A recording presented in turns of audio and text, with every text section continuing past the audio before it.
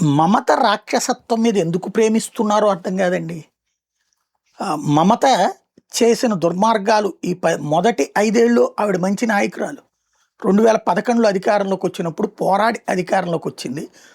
సిస్టమ్‌ని తన చేతిలోకి తీసుకుంది. అప్పటిదాకా ఉన్న కమ్యూనిస్ట్ రౌడీల్ని, కమ్యూనిస్ట్ అరాచక శక్తుల్ని కంట్రోల్ చేసింది. అప్పుడు అందరం అభినందించాం, అభిమానించాం కూడా. ఎందుకంటే 35 ఏళ్ల సుదీర్ఘమైనటువంటి కమ్యూనిస్టుల పరిపాలనలో జరిగిన రాక్షసత్వం, వేరే పార్టీ వాడిని బతకనివ్వరు, వేరే పార్టీ పెట్టనివ్వరు, పార్టీకి సంబంధించిన ఆఫీస్ నడవనివ్వరు, ఇలాంటి అరాచకాలు చేసిన రాక్షసత్వం అన్నటువంటిది మనం చదువుకున్నటువంటి వాళ్ళం ఆ రోజుల్లో, వార్తలు చూసినటువంటి వాళ్ళం. అలాంటి దరిద్రం ఏంట్రా బాబు అనుకున్నాం. అలాంటి దాని మీద పోరాడి సాధించిన మహిళని సంతోషపడ్డాం. తీరా చూస్తే 5 ఏళ్ళు తిరిగేటప్పటికి వారు వీరయ్యారని అదే గ్యాంగులు, అదే రాక్షసులు, అదే రౌడీలు, అదే అరాచక శక్తులు వచ్చి తృణమూల్లో చేరిపోయారు. వాళ్ళందరినీ చేర్చుకుని కమ్యూనిస్టులు బలహీనపరిచాను కదా అని సంతోషపడుతూ కూర్చుంది మమత. కానీ ఆ రాక్షసుల మూలంగానే కదా ఈమెకి అధికారం వచ్చిందన్నది మర్చిపోయింది. అయితే సెంటిమెంట్లను అడ్డం పెట్టి గెలుచుకుంటా వచ్చింది. కమ్యూనిస్టుల్ని, కాంగ్రెస్ని తొక్కి గెలుచుకుంటా వచ్చింది. కానీ అరాచకాన్ని ఎంతసేపు అని సహిస్తారు? ఎంతసేపు అని చెప్పి బానిసత్వ బతుకులు బతుకుతారు జనం? ప్రతిఘటన ప్రారంభమైందనడానికి సాక్ష్యం లాస్ట్ ఎలక్షన్స్.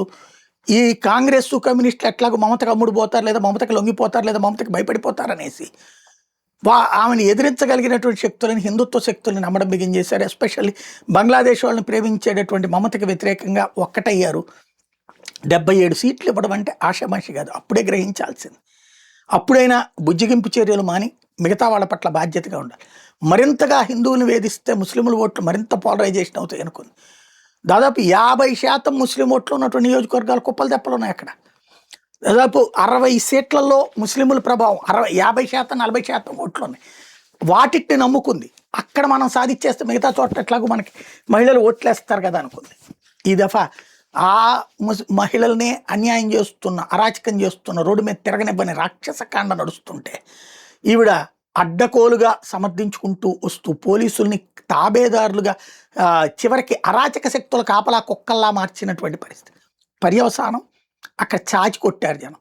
దాన్ని కవరప్ చేస్తూ అక్కడేదో జరిగిందంటే ఆవిడేదో మాట్లాడితే ఆవిడ పట్ల సానుభూతి కల్పించేందుకోసం మన తెలుగు రాష్ట్రాల్లో మోడీ మీద ద్వేషంతో, బీజేపీ మీద ద్వేషంతో తమ పార్టీల మనుగడను దృష్టిలో పెట్టుకుని చేస్తున్నటువంటి విద్యావంతులైనటువంటి మూర్ఖుల ప్రచారం చూస్తే ఛీ అనిపిస్తోంది.